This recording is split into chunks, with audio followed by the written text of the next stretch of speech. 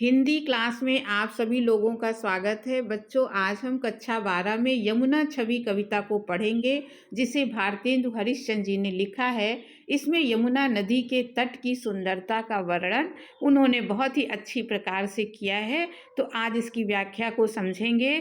बच्चों, इस वीडियो को आप अंत तक देखिएगा ताकि आपको इसकी व्याख्या बहुत अच्छे से समझ में आ जाए। और अगर अभी तक आपने चैनल को सब्सक्राइब नहीं किया है तो कर लीजिएगा, ताकि ऐसे वीडियो जैसे ही बने वो आप तक फौरन पहुंच जाएं। इस कविता को पढ़ने से पहले हम इसके अगर काव्य सौंदर्य पूरी कविता का देखें तो क्योंकि इसमें प्रकृति चित्रण किया गया है भारतेंदु जी ने, और इसकी भाषा जो ब्रज भाषा है, शैली इसमें मुक्तक है, गुण इसमें प्रसाद गुण का इस्तेमाल किया गया है, और तरह तरह के अलंकारों का रस इसमें शांत है, और तरह तरह के अलंकार इसमें इस्तेमाल किए गए हैं जो आपको समय समय पर बता दिए जाएंगे। तो अब हम लोग इस कविता के अर्थ को समझते हैं। देखिए, पहली पंक्ति में क्या कहते हैं, तरनि तनुजा तट तमाल तरुवर बहु छाए। अब हम कुछ शब्दों के अर्थ देखते। तरनि तनुजा माने यमुना नदी, तट माने किनारा, तमाल वृक्ष का नाम है, तरुवर माने पेड़, बहु माने बहुत, और छाए माने हैं। अब यहाँ पर कवि ये कहना चाहता है कि यमुना नदी के तट पर तमाल के बहुत सारे वृक्ष एक साथ इकट्ठे लगे हुए हैं। अब उसी को वो अनेक उत्प्रेक्षा और उपमा के द्वारा आगे वो समझाएंगे। अगली लाइन में कहते हैं कि झुके कूल सो जल परसन हित मनहु सुनाए सुहाए। देखिए, जो पहला लाइन है तरनि तनुजा तट तमाल, इसमें अनुप्रास अलंकार है। दूसरे में देखिए मनहु दिया हुआ है तो उत्प्रेक्षा अलंकार है। अब कवि दूसरे में कहता है उत्प्रेक्षा करते हुए कि झुके वो सारे वृक्ष, कूल माने किनारा, नदी के जल की तरफ झुके हुए हैं। इसलिए झुके हुए हैं मानो वो जल, परसन माने स्पर्श, मानो वो इस जल को छूने में अपना कल्याण समझते हैं, क्योंकि कृष्ण यहाँ पर आते हैं यमुना के किनारे, इसलिए ये जल बहुत ही कल्याणकारी है। इस जल को बहुत ही पवित्र और कल्याणकारी समझकर उसे वो छूना चाहते हैं, इसलिए वो सारे पेड़ वृक्ष की तरफ झुके हुए हैं। अगली पंक्ति में क्या कहते हैं, किन्धो मुकुर में लखत उझकी सब निज निज शोभा। अगले में वो अलग बात कहते मुकुर माने होता है दर्पण, अथवा ऐसा लगता है मानो कि उन्होंने जल रूपी दर्पण में अपने सुंदरता को, शोभा माने सुंदरता को, अपनी अपनी सुंदरता को देखने के लिए वो जल रूपी दर्पण में झांक रहे हैं, इसलिए वो जल की तरफ झुके हुए हैं। अगले में क्या कहते, कै परनवत जल जान परम फल लोभा। अभी हमने बताया कि वो कृष्ण क्योंकि वहाँ पर रासलीला करते हैं यमुना के किनारे, तो इसके जल को बहुत ही पवित्र माना गया है, यमुना के जल को। तो प्रणवत माने प्रणाम करना, मानो इस जल को बहुत ही पवित्र जानकर और इसे फल देने वाला जानकर लोभ के कारण वो सभी वृक्ष प्रणवत माने प्रणाम कर रहे हैं, और प्रणाम करने के लिए उन्होंने यमुना जल की तरफ अपने सिर को झुका लिया है। अब आगे की पंक्ति में हम लोग देखते हैं क्या कहते हैं कवि यहाँ पर, मनु आतप वारन तीर को सिमिट सबय छाए रहत। आतप माने गर्मी, मानो वो, अब यहाँ पर भी देखिए मनु का शब्द इस्तेमाल किया गया तो उत्प्रेक्षा अलंकार है। कवि कहते हैं कि मानो जो पेड़ हैं तमाल के वो गर्मी से बेहाल हैं, और अपनी गर्मी को दूर करने के लिए तीर मने यमुना के किनारे सिमिट सबे सब छाए रहत, यमुना के किनारे सभी आकर खड़े हो गए हैं, क्योंकि गर्मी पानी के पास शांत होती है, इसलिए तमाल के वृक्ष अपनी गर्मी मिटाने के लिए यमुना के तट पर आ गए हैं। के हरि सेवा हित नय रहक निरख नयन मन सुख लहत। अगली पंक्ति में कहते हैं अथवा भगवान की सेवा करने के लिए और अपना हित, अपना कल्याण करने के लिए, उनकी सुंदर छवि को देखने के लिए कि जब वो आएंगे तो उनकी जो प्रतिबिंब है, जो छवि है पानी में बनेगी, तो उसको देखने के लिए अपने नेत्रों को, अपने मन को सुख देने के लिए वो वृक्ष यहाँ पर इकट्ठे हो गए हैं। आगे देखते हैं, तिन पे जेहि छिन चंद राका निस आवत। अब इस यमुना के जल में, क्योंकि चांदनी रात है, कवि ने कहा चांदनी रात है, तो तिन पर उस जल के ऊपर जेहि क्षण माने जिस क्षण चंद्रमा की ज्योति, राकानिस माने रात में चंद्रमा की ज्योति जब इस जल पर पड़ती है, जल में मिलके नभ अवनी लो तान तनावत, तो ऐसा लगता है कि जब चंद्रमा की किरणें, उसका जो उजाला है पानी में पड़ता है तो जल में मिलकर नभ अवनी, अवनी माने होता है धरती, आकाश से लेके धरती तक एक तंबू जो है, एक उज्जवल तंबू बन जाता है। चारों ओर उजाला ही उजाला फैल जाता है, प्रकाशित हो जाता है। अब आगे देखिए कवि क्या कहते हैं, होत मुकुरमय उज्जवल इक ओभा। और उस समय जब चांदनी का प्रकाश नदी के जल पे पड़ता है तो मुकुरमय माने दर्पण, सब कुछ उज्जवल माने दर्पण के समान प्रकाशित होने लगता है, दर्पण के समान एकदम पवित्र उजाला सब तरफ फैल जाता है। और वो शोभा देखने में बहुत ही अच्छी, चांदनी रात की शोभा देखने में बहुत ही अच्छी लगती है। तन मन नयन जुड़ात देख सुंदर सी शोभा, और उस सुंदर शोभा को देखकर, चांदनी की आभा को देखकर तन मन और नेत्र सभी को शीतलता प्राप्त होती है। ऐसा सुंदर उस समय वातावरण बन जाता है। तो अब कवि आगे कहते, सो को कवि जो छवि कही सके ताछन जमुना नीर की। ताछन माने उस क्षण की, जिस क्षण पर चांदनी की छाया चारों तरफ फैली होती है, तो को कवि, ऐसा कौन सा कवि है जो यमुना की छवि का, उस छवि का वर्णन कर सकता है। जमुना के किनारे जो सुंदरता है, उस सुंदरता का वर्णन ऐसा कोई कवि नहीं है जो कर सकता है। मिल अवनि और अंबर रहत छवि एक सी नभ तीर की। अब कहते हैं कि उस समय जब चांदनी चारों ओर फैल जाती है तो अवनि माने धरती और आकाश तक सब तरफ एक ही शोभा चारों तरफ नजर आती है।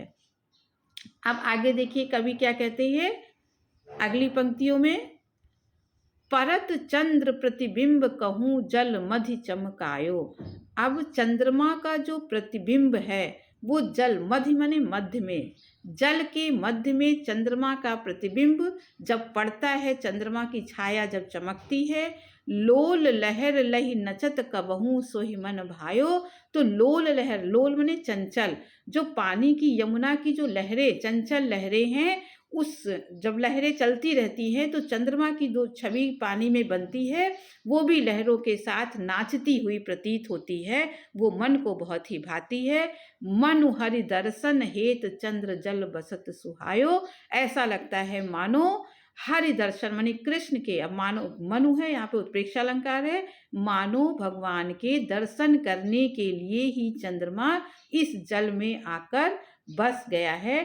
तो आगे देखिए, आगे पंक्तियों में कवि क्या कहते हैं, अगली पंक्तियों में देखिए कवि ने क्या कहा, कै तरंग कर मुकुर। अगली पंक्तियों में कवि कहते हैं कि कै तरंग कर मुकुर लिए शोभित छवि छायो। मानो, मुकुर माने अभी कई बार आया है, मुकुर माने होता है दर्पण, मानो तरंगों के, कर कर माने हाथ होता है, तरंगों ने अपने हाथ में किसी दर्पण को पकड़ लिया हो, और वो दर्पण क्या है, चंद्रमा। मानो तरंगों ने अपने हाथ में चंद्रमा रूपी दर्पण को पकड़ लिया है, और ये जो चित्र है, ये जो शोभा है, ये बहुत ही सुंदर लगती है। कै रास रमन में हरि मुकुट आभा जल दिख रात है। मानो, अथवा ऐसा लगता है मानो कृष्ण यहाँ पर रास करने के लिए, रात में रास करने के लिए आए हैं, और उनके जो मुकुट की सुंदरता है वही जल में चंद्रमा के रूप में दिखाई पड़ रही है। कै जल उर हरि मूरत बसति ता प्रतिबिंब लखात है। अथवा ऐसा लगता है, देखिए संदेह अलंकार है, कै अगर जहाँ इस्तेमाल होता है संदेह अलंकार है, ये है अथवा ये है अथवा ये है, तो कहते हैं कि कै जल उर हरि मूरति बसत, ऐसा लगता है, उर माने हृदय, जल के हृदय में कृष्ण की मूर्ति बसी हुई है और उसी का प्रतिबिंब चंद्रमा के रूप में दिखाई पड़ रहा है। अब अगली पंक्ति देखिए, कबहू होत सत चंद कबहू प्रगटत दुरिभाजत, क्योंकि चंद्रमा की जो छाया है वो उसका प्रतिबिंब पानी में पड़ रहा है, लेकिन लहरें जो है हमें पानी हिल रहा है लहरों के कारण, तो ऐसा लगता है कबहू होत सत चंद्र, ऐसा लगता है कभी सत मने सैकड़ों, कभी सैकड़ों चंद्रमा बन जाते हैं, कबहू प्रगटत चंद्रमा कभी प्रकट हो जाता है, तो कभी दुरिभाजत मने छिप जाता है, दूर चला जाता है। पवन गवन बस बिंब रूप जल में बहु साजत, और पवन के साथ, हवा के साथ, जैसे जैसे हवा बहती है वैसे वैसे चंद्रमा का जो बिंब है, जो छाया है, वो अनेक रूप जो है वो जल में बना लेता है। मनु शशि भरी अनुराग जमुन जल लोटत डोले। अब यहाँ पर मनु देखिए इस्तेमाल किया गया, इस कविता में उत्प्रेक्षा अलंकार का सबसे ज़्यादा इस्तेमाल हुआ। तो मनु शशि भर अनुराग, शशि माने चंद्रमा, मानो चंद्रमा कृष्ण के प्रेम में इतना भरा हुआ है कि जमुना के जल में लोट लगा रहा है। अब आगे देखिए फिर कवि क्या कहते हैं, कै तरंग की डोर हिरोरन करत कलोले, अथवा लगता है कि तरंगों की डोर ने चंद्रमा को बांध रखा है, और हिंडोला माने होता है झूला, और हिंडोले उसको झूले की भांति इसे झूला रही हैं। क्या कहते हैं, हिंडोला माने झूला, आपको पता ही होगा। तो मानो तरंगों कि रस्सी में बंधा हुआ जो चंद्रमा है वो झूले की भांति झूल रहा है, क्योंकि पानी हिल रहा है तो चंद्रमा का प्रतिबिंब भी हिल रहा है। कै बाल गुड़ी नभ में उड़ी सोहत इतुत धावती, ऐसा क्योंकि चंद्रमा का प्रतिबिंब स्थिर नहीं है, वो लगातार हिलता डुलता है। तो बाल गुड़ी माने होता है पतंग। अब यहाँ पर कवि क्या कहता है कि ऐसा लगता है आकाश में कोई नभ माने आकाश में कोई पतंग उड़ा रहा है, और वो पतंग आकाश में उड़ रही है, इसलिए पानी में भी इधर उधर दौड़ती हुई नजर आ रही है।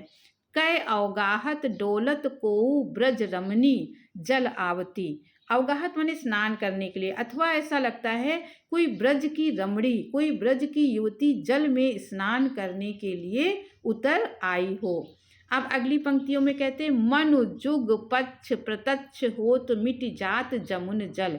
जुग पक्ष माने दो पक्ष होते, कृष्ण पक्ष और एक शुक्ल पक्ष होता है, दो पक्ष माने गए हैं। अब मनु देखिए यहाँ पर भी उत्प्रेक्षा अलंकार का कवि ने इस्तेमाल किया है, मानो दोनों ही पक्ष प्रत्यक्ष होत, प्रत्यक्ष सामने आ गए हैं, मिट जात जमुन जल, जमुना के जल में इस समय दोनों कृष्ण पक्ष और शुक्ल पक्ष दोनों ही दिखाई देते हैं, क्योंकि कभी चंद्रमा प्रकट हो जाता है और कभी चंद्रमा छुप जाता है। कै तारागण ठगन लुकत प्रगटत शशि अविकल, अथवा लगता है कि चंद्रमा तारागणों के साथ खेल कर रहा है, ठगन माने उसको धोखा देना चाहता है। चंद्रमा तारों के समूह के साथ उनको ठगने के लिए लुकत प्रगटत, कभी वो छिप जाता, लुका छिपी का खेल खेल रहा है, कभी वो छिप जाता है, कभी वो सामने आ जाता है, इस प्रकार उसका तारों के साथ लुका छिपी का खेल चल रहा है।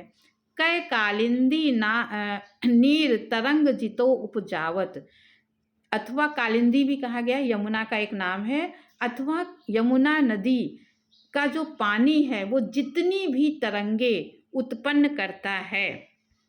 अब आगे कवि क्या कहते हैं कि जितनी भी तरंगे, यमुना नदी का जो जल है वो जितनी भी तरंगों को उत्पन्न करता है।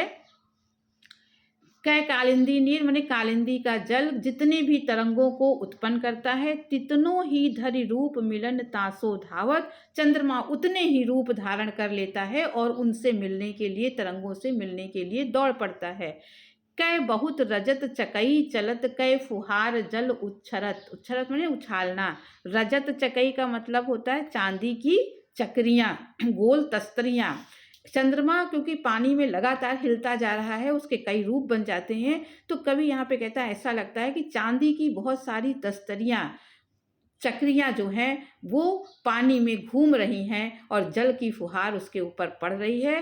कै निशिपति मल्ल अनेक विधि उठी बैठत कसरत करत, अथवा लगता है निशिपति माने रात रूपी जो स्वामी है, जो मल्ल है, पहलवान है, मानो रात रूपी जो पहलवान है वो क्या कर रहा है, पानी में अनेक प्रकार से उठक बैठक लगाकर कसरत कर रहा है, दंडवत कसरत कर रहा है। अब अगले में देखिए कवि क्या कहते हैं, कूजत कहूँ कल हंस कहूँ मज्जत पारावत। पारावत माने कबूतर। कहीं पर हंस जो है, अब जल में कवि क्या कहता है कि जल है, तो कहीं कहीं पर देखिए हंस जो है यहाँ पर बोल रहे हैं। कहूँ मज्जत पारावत, कहीं पर कबूतर स्नान कर रहे हैं। कहूँ कारंडो उड़त, कहीं पर कारंडो पक्षी उड़ रहे हैं। जल कुक्कुट धावत, और कहीं पर जल में रहने वाले जो मुर्गे हैं वो दौड़ रहे हैं। जल में रहने वाले मुर्गे दौड़ रहे हैं। आगे देखिए, सुक पित कहूँ कारंडो उड़त, कहूँ जल कुक्कुट धावत। चक्रवाक कहूँ बसत, कहूँ बक ध्यान लगावत। कहीं पर चकवा बसे हुए हैं, चकवा रह रहे हैं। कहीं बक माने बगुला ध्यान लगाकर खड़ा हुआ है। सुक पिक जल कहूँ पिसत, कहीं तोता और मैना पानी पी रहे हैं। कहूँ भ्रमरावली गावत, और कहीं पर भ्रमर गा रहे हैं। कहूँ तट पर नाचत मोर बहुरोर विविध पक्षी करत। कहीं तट पर, यमुना के तट पर मोर नाच रहे हैं और पक्षी विविध प्रकार से शोर मचा रहे हैं। जल पान नहान करि सुख भरे, तट शोभा सब जिय धरत। इस प्रकार से जो जलपान, जो पक्षी हैं वो सारे नदी के किनारे इकट्ठे हैं, जलपान करते हैं, नहाते हैं। इस प्रकार यमुना का जो तट है वो बहुत ही शोभायमान है। तो बच्चों, आपको व्याख्या अच्छी प्रकार से समझ में आ गई होगी। अब अगर आपको वीडियो अच्छा लगा हो तो सब्सक्राइब कर लीजिएगा। अगले वीडियो में फिर किसी टॉपिक के साथ मिलेंगे, तब तक के लिए धन्यवाद।